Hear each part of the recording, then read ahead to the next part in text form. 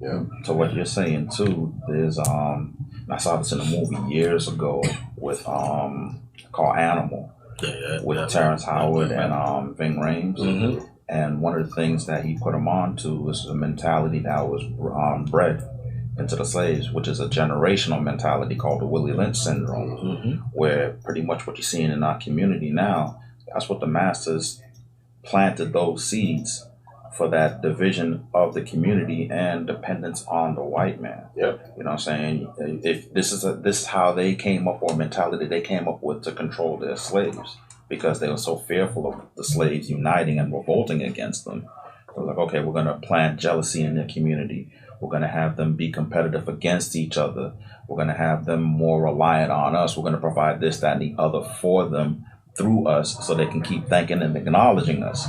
And if we keep doing this generational, slaves will never revolt against you.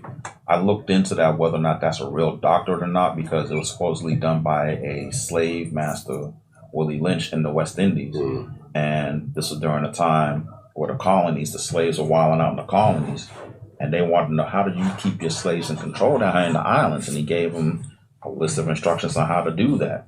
And it's been something that's been with us generational. I don't know if this is true or not, because I looked it up some years ago where, you know, it's saying it is true, it's not true, or whatever. But the idea behind that, you can see it happening right now, though, as far as something like that going on, and something that's been pretty much embedded in our DNA. Yeah.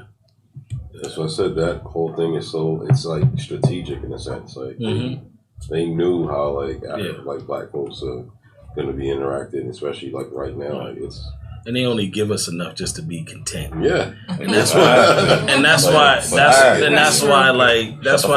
people are scared to succeed. You know what I mean? Like, so if we challenge each other and say, hey, let's go start a business, let's do that. I don't know, man. Like, what if this happens? Or it's all we're always thinking about the failure first. We're not thinking about like the success of anything. So I've had certain people, especially in my circle, like we'd be like, oh, let's like, you know, go half on like a house, and let's put it for a house or something like that.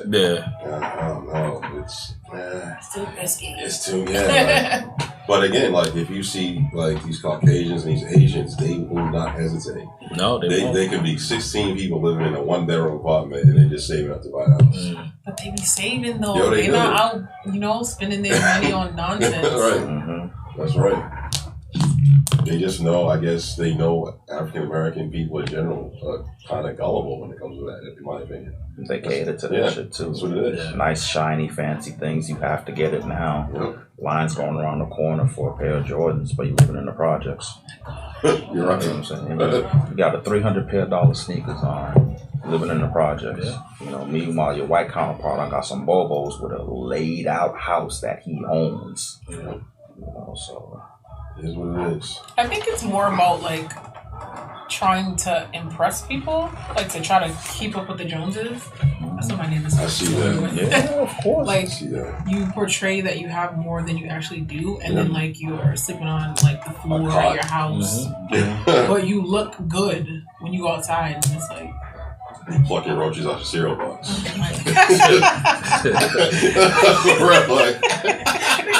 That wasn't a Rice Krispie, that was a roach egg. Roach egg is kind of, Rice Krispie's kind of spongy right there. Am I supposed to be chewing this like this for this long?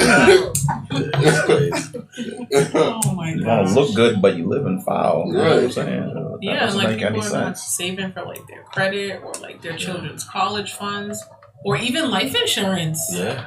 I've seen so many, like, not to put people down because like some people really don't have it, but like you see a person who's like, you got all this money, you got all these jewels, you got all this stuff, but then when you pass away, your family's on GoFundMe because you need to be buried. Like, that shit's gone. Gosh, a lot of African Americans are not aware about financial security and stuff like that. I mean, like I told you, even when I grew up, I mean, honestly, I didn't know anything about it until I got like really old, and I'm like, wait, I need credit for this?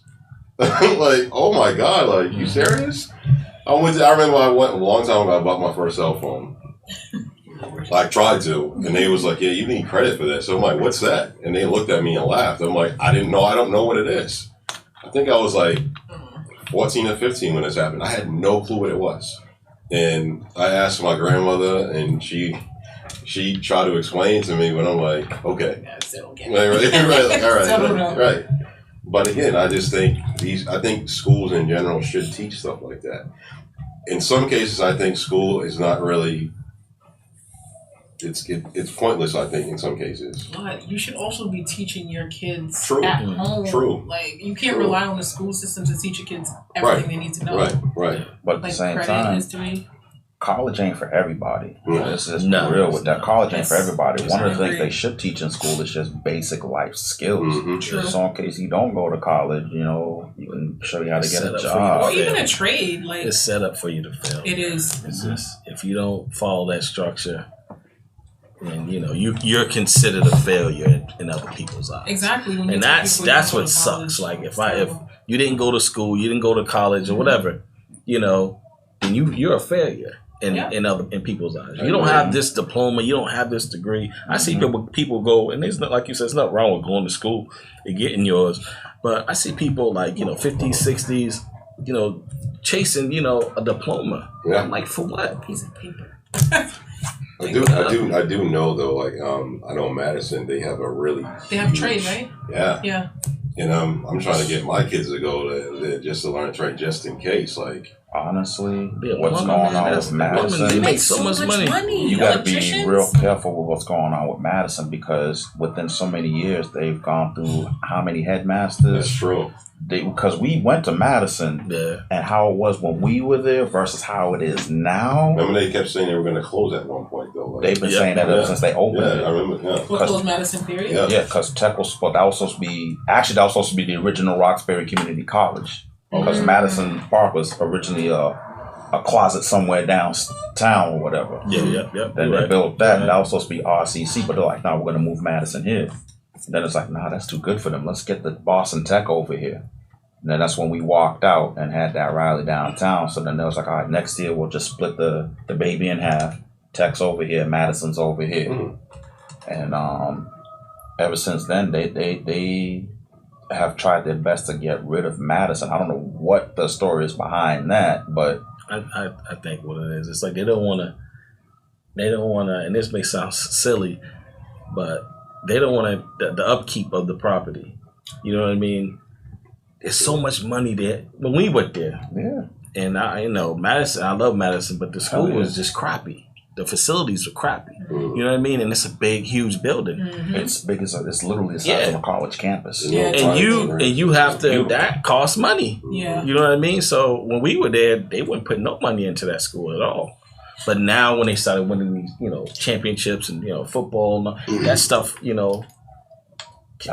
brings in money. I think they're still not getting enough money because what's going on with the teachers. Yeah. And again, they've had how many headmasters within a couple of years span. So it's like they're purposely trying to set that school up for failure. They got rid of the music program. That's how I got over there. They got rid of the music program. Yeah. I know my stepson goes to O'Brien, and they have extremely good elective programs they have over there. Yeah, that's Yeah, but if the you see form of that Boston half, I Tech. feel like And that's what I'm trying to say But is not like Madison, if you though. see that half of the school, Mhm. it looks immaculate. Yeah. You know what I mean? Yeah. I mean, even when I went there, like the bridges in the back of Madison, like it was like felt like you was gonna fall through them Yeah. joints, through the tiles. Now it's just like perfect. I'm like, okay, what's going on here? Mhm. It's cool. Yeah. Well, that scratch is making me